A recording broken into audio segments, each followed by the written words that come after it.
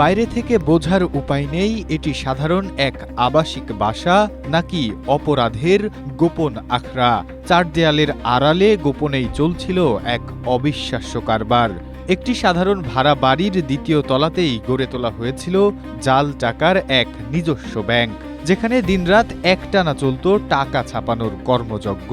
গোপন সংবাদের ভিত্তিতে র্যাব যখন এই আস্তানায় হানা দেয়, তখনও ভেতরে চলছিল ভারতীয় জাল রুপি ছাপানোর হিড়িক।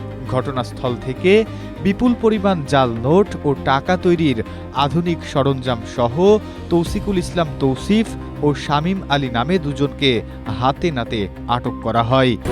স্ট্রবেরি সুপার ডটেড ও ক্লাসিক ভ্যারিয়েন্টে সেন্সেশন জাগুক শিহরণ। তবে অভিযানের টের পেয়ে আগেভাগেই পালিয়ে যায় চক্রের মূল হোতা খান সাহেব।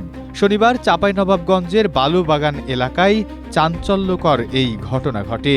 র্যাব ৫ চাঁপাইনবাবগঞ্জ ক্যাম্পের company commander ASP Iftekhar Hossain Mahmud জানান, আটককৃতদের বিরুদ্ধে মামলা দায়েরের প্রস্তুতি চলছে এবং পুরো অপরাধ চক্রটিকে চিহ্নিত করতে তদন্ত অব্যাহত রয়েছে।